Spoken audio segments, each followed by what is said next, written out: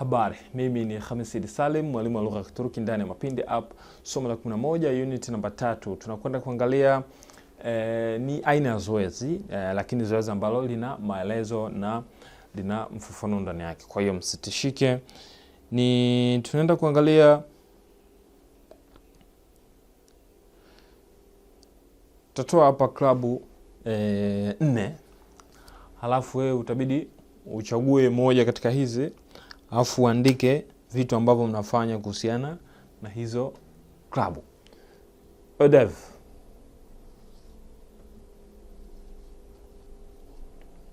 Ödev kwamba ni zoezi. Mkishafanya hii kazi mtatuma kwenye hii email.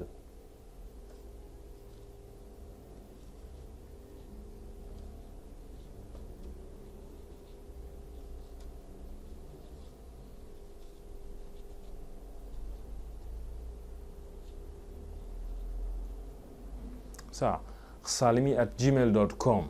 Tatuma kwenda kuna hiyo email ili niweze kusahihisha, na mwanafunzi yoyote atakayetuma nitamjibu. salimi@gmail.com. Kule mwisho haisomeki vizuri lakini ni .com.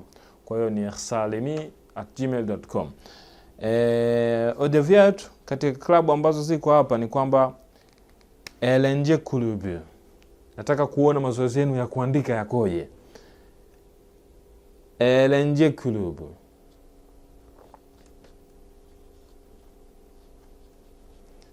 Eğlence kulübü. Eğlence ni kufurahika, kuenjoy.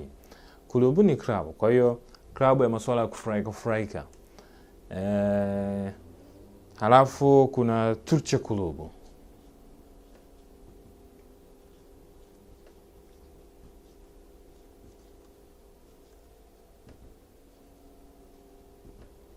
Halafu kuna nyingine Araba kulübü.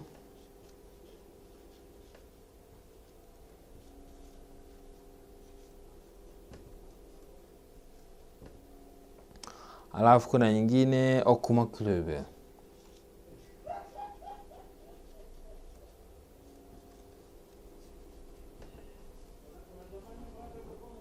Sawa. Kwa hiyo hizi ni klabu 4 ambazo unatakiwa uchague moja, halafu uandike maelezo kuhusu klabu hiyo kama tulivyofanya kwenye klabu zilizopita 2 kwenye somo la 10. Sawa? Kufuatilia maelezo yale namna gani, vitu gani wanavyofanya ndani ya hiyo klabu, wanapendelea vitu gani, eleza pale. Tumeandika takriban mistari mingapi? Ukiandika mistari 10 nadhani inatosha. Mistari 10, 7 hivi. Ivuke 5, yani mistari ivuke 5. Nadhani ukielezea klabu yako zaidi ya mistari 5 na kwa tayari umeshajitosheleza. Kama unataka kuendelea, endelea zaidi. Ivuke 5 isizidi 10. Tufanye sheria hiyo. Sawa, unataka uchague moja katika hizo klabu, alafu utuandikie insha maelezo kuhusu hiyo klabu. Mnafanya nini humo ndani? Sawa? Kwa kutumia biz ndio ambayo ina maanisha kwamba ni as group, yani mko wengi. Sawa? Kwa hiyo usije ukatumia dhamiri yoyote isipokuwa biz. Sisi, wewe, Ali, Asha, Johnny, mko 5, mko 6, 10, yani group. Utachagua hapa moja yenu, yani wewe mmoja utachagua afu utaiandikia kwa kutumia dhamiri ya biz. Kwa hiyo dhamiri yetu itakuwa ni biz. Afu ndani yake kutakuwa kuna vitendo vyenye wakati uliopo. Kwa hiyo masuala ya iyor na iyor. Sawa. Of course kuna iyor.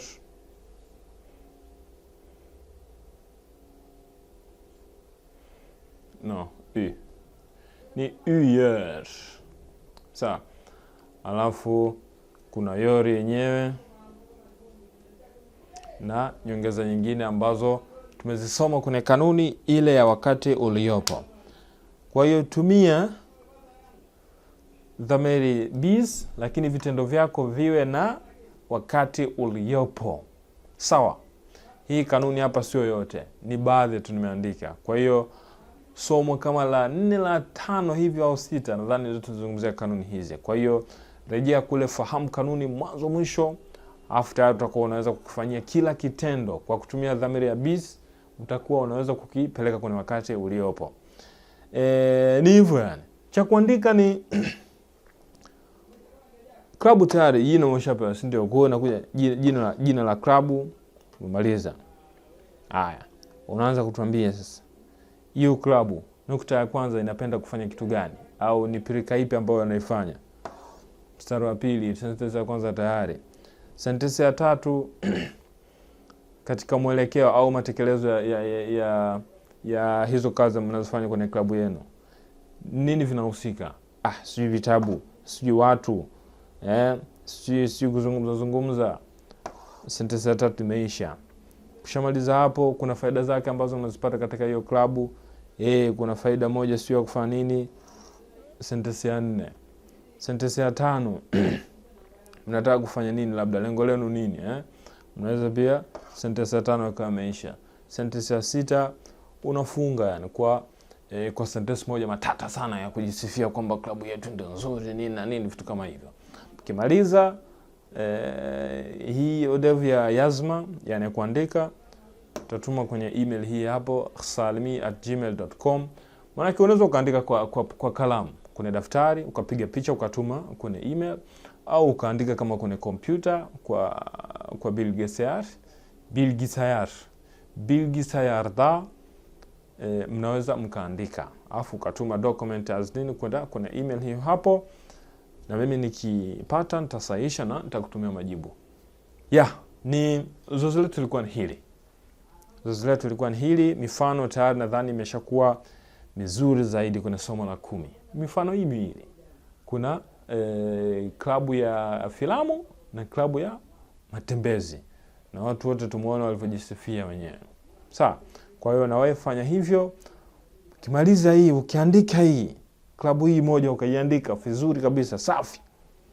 Alafu nikaisahihisha, nikaona wapi umekosea katika vitendo. Maana yake nitaangalia kuna vitu vile. Nitaangalia kuna vitendo, alafu nitaangalia na mpangilio wa hiyo story yako ya klabu yako, wa hiyo maelezo ya klabu yako. Ni mpangilio na vitendo, sehemu mbili nitakapopita. Maneno mengine, neno ukiliandika sahihi of course itakuwa tayari limeshakaa kwenye sentence. Lakini matumizi ya maneno, je, ulipolitumia ndipo? Sawa. Kwa mfano kitabu okuyoruz. Tunasoma kitabu. Je, utaandika okuyoruz kitabu au utaandika kitabu okuyoruz? Kwa hiyo mpangilio wa maneno na vitendo. Kumbuka kila siku kwenye lugha ya Kituruki vitendo vinakuwa mwisho wa sentence. Mwisho wa sentence kila siku. Kitendo kikiwepo kwenye sentence basi tunakiweka mwisho. Maneno mengine, makorokoro mengine yote yatafuata huko mbele, lakini kitendo hii mwisho.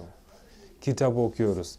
Ben, Ali, Ayşe ve bütün arkadaşlar, öğrencilerimizle bütün üniversitelerde Türkçe okuyoruz. Yani kitendo kimekuja mwisho.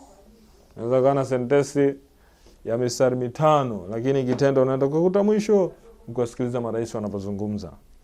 Na siasa zao ndo zimezidi humo. Nice. Haina shaka. Basi hili ni mwisho wa somo la 11. Tutakwenda kuangalia somo la 12, kanuni nyingine ya lugha na ufafanuzi wake mzuri zaidi. Nikudokeze kidogo. Mwelekeo na kujingatua. Natoka ndani na naelekea nyumbani. Hivi ndio tutakuja soma kwenye somo la 12. Kwaheri, Mapindi App, elimu kiganjani.